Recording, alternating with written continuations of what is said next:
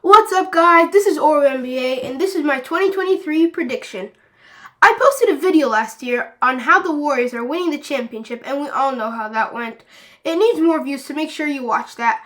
I had them taking a Lillard or a Beal in the process, but I can't be right about everything. And I believe they'll repeat. Let's go through this. My prediction in the West will shape out like this. Number 1, the Memphis Grizzlies. This team gives all they got in the regular season, but they don't have what they need for the playoffs. Number 2, the Golden State Warriors. They won't hunt top seeds, but they'll be very good. Number 3, the Dallas Mavericks. Luka's going to take a step forward this season into helping his team win games. Number 4, the Denver Nuggets. Back healthy, they'll be looking for a good seed. Number 5, the Phoenix Suns. Taking a step back with CP3 getting older, and even if they trade for KD, they're going to have to give up a lot. Number 6, Los Angeles Clippers. I predict either PG-13 or Kawhi will get a tragic injury which brings them down. And John Wall does not fix all. Number 7, Los Angeles Lakers. They found themselves in the playoffs, and they're going to make one last run before blowing the team up. Number 8, the New Orleans Pelicans. Zion, Ingram, and McCollum will make them very competitive. As you can see, I did not have the Blazers and the Timberwolves, as I think the Blazers are done trying, and the Timberwolves will not work with Cat and Gobert. I have the East looking like this. Number 1, the Boston Celtics. Feeling that they have something to prove, they'll get the 1 seed. Number 2, Milwaukee Bucks. Coming back with the big 3 plus depth, they'll want to be great. Number 3, Miami Heat. After being 1 3-point away from a finals appearance and being more experienced, the Heat will be hungry for wins. Number 4, Brooklyn Nets. I have a feeling KD is not getting traded. The Nets are not going to let the players do what they want whenever they want. Number 5, Atlanta Hawks. I think Atlanta's new backcourt will bring them a top 5 seed. Number 6, Philadelphia 76ers. Joel Embiid will be a monster, and James Harden will have ups and downs. Number 7, Toronto Raptors. Scottie Barnes will take a leap, and his team will follow, trying to contend with or without KD. Number 8, Cleveland Cavaliers. Darius Garland and Jared Allen work very well together, and he's one of the most lethal rolling partners with one of the best passers in the league. I left out the Bulls because I don't think they're very good unless DeMar DeRozan drops 40, and the Knicks because I don't think Jalen Brunson makes them any better. The playoffs are looking heated in the West, and I think Memphis barely beats the Pels. I think the Clippers and Suns upset their opponents. The Warriors and Lakers series will give another Curry versus LeBron that everybody wants to see, but I think the Warriors will dismantle the Lakers. In the semis, Memphis takes down the Suns, and the Warriors will have a tough time against the Clippers, but win the series, making the Grizzlies and Warriors rivalry finally a thing. It's a good series, but once again, Steph will put them to sleep. In the East, the Celtics, Bucks, and Heat easily take out their opponents, while the Nets have a tough time against the Hawks, but end up winning. The Celtics will beat the Nets once again, but the Heat and Bucks series will be tough. But we'll have a Celtics-Bucks Eastern Conference Finals that will have 2 very aggressive teams, but I believe the Bucks will come out alive to face the Warriors. The finals will be fun, but the Warriors will close out the Bucks in 6 games and win their 5th title in 9 years. For awards, I've got Luka winning MVP, and the finalists are Embiid and Giannis. Chet Holmgren wins Rookie of the Year, with the finalists being Jabari Smith Jr. and Keegan Murray. For 6th Man of the Year, I have Jordan Poole winning it, with Reggie Jackson and Kevin Love as finalists. For Most Improved, it's Michael Porter Jr. with finalists Kuminga and Simons. Defensive Player of the Year goes to Bam, with finalists being Draymond and Gobert. Coach of the Year, Steve Kerr, with challengers of Ime Udoka and Taylor Jenkins. Let's talk about the Warriors offseason and what they're doing to repeat.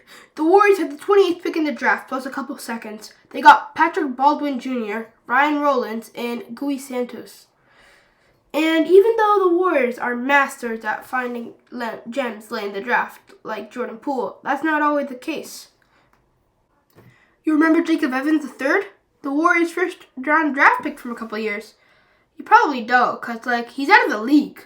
So my point is, these guys aren't going to get much minutes. The Warriors have no cap space, unsurprisingly. They have Curry, Clay, Wiggins, and Draymond with very big contracts, so they won't be going after Zach LaVine, but they could get some valuable vets willing to go for the minimum like they did with Otto Porter last year. They had 7 free agents and 5 of them left. 1 re-signed and 1 to think about retirement. The 5 that left are JTA, Otto Porter, Gary Payton, and Damian Lee and Nemanja Bjelica. Looney re-signed with a $25 million 3-year deal, and Iggy's thinking about retirement. We got Dante DiVincenzo on a very good deal, and I think that was a steal. That leaves 2 more roster spots left because we have the big 3, Wiggins, Poole, Looney, Dante DiVincenzo, Wiseman, Moody, and Kuminga, plus the rookies. We could snag a few vets who just want to win, like Serge Ibaka, Blake Griffin, and Markieff Morris. Now on to trades. The Warriors don't need anything really, but that doesn't mean they're perfect. They'll do small trades to improve the roster or get set for the future. I'm not serious about doing a KD back to Golden State, but it is fun to look at.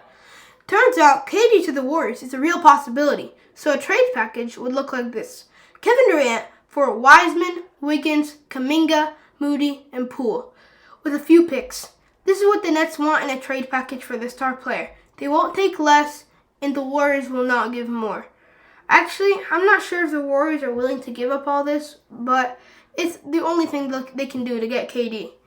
So this trade package includes a proven all-star in Wiggins, a reliable player that can average 20 in Poole, and young guys under 25 that can become stars with picks. If the Nets say no to this, then they're not going to get a better offer. But if they do this, then expect the Warriors to look like this. The big original 4, with Looney starting and DiVincenzo off the bench, with no telling what type of player could come to win a chip. Now, I know I haven't exactly explained to you why the Warriors are winning the championship, so let's do it. So, the Warriors are defending champs. All they really need to do is be as good as they were last year.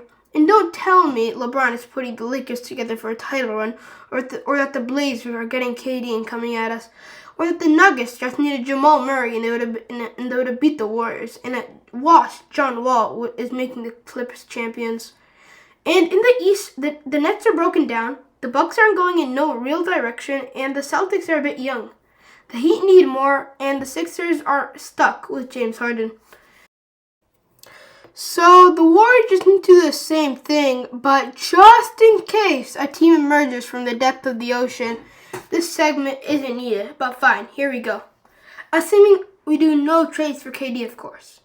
First of all, the big 3 is not getting old. I just want to get that out of the way, and I'll explain. Curry is doing a bunch of body workouts, and he's showing no sign of decline. He's only getting stronger, faster, and more athletic. While Clay, in my opinion, still hasn't reached 100%, but he's showing signs of him getting there. His shooting is there, but his defense is on its way. I'll admit that Draymond's offense is getting worse, but it's not where he helps the team. His IQ, playmaking, leadership, and defense is what's valued, and that's all there. And with Wiggins, he's in his 20s and only getting better. From being called a bust to a good player to an all-star starter and a number 2 option on a championship team, that's pretty good. And Poole should have been most improved last year, and he's my pick for 6th man of the year. His role will increase, and he's as good as a young Curry with better hops. I just want to tell everyone out there that Wiseman is not a bust. Centers just take a while to develop, and they need to adapt to the strength and quickness of other players in the NBA. He also had no summer league or training camp to prepare for his rookie season. Take Chris Bosh, for example. He had the same numbers as Wiseman in his rookie season, but he had a Hall of Fame career. Another example is Anthony Davis. AD was the first overall pick, and he didn't even win Rookie of the Year. So I'm just saying that Wiseman has time to be something big, because he can shoot, rim protect, rebound, and attack the paint. Kuminga and Moody are only getting better. I predict Kuminga will be an all-star one day and Moody will be a top scoring option in the future. They're both working well in Steve Kerr's system. The role players now have finals experience in another system. Our starting unit is probably going to be Curry, Clay, Wiggins, Draymond, and Looney. With the bench, we have a lethal 3-guard lineup of Poole, DiVincenzo, and Moody that can shoot the lights out. And the front court has Kuminga and Wiseman. I don't see anybody that can beat us unless the Lakers trade for KD. Well, if you still don't think the Warriors are repeating, then the NBA is not for you. I'll link the video of the Warriors winning the championship prediction that I made last year and obviously got correct. Thanks for watching. Have a great day.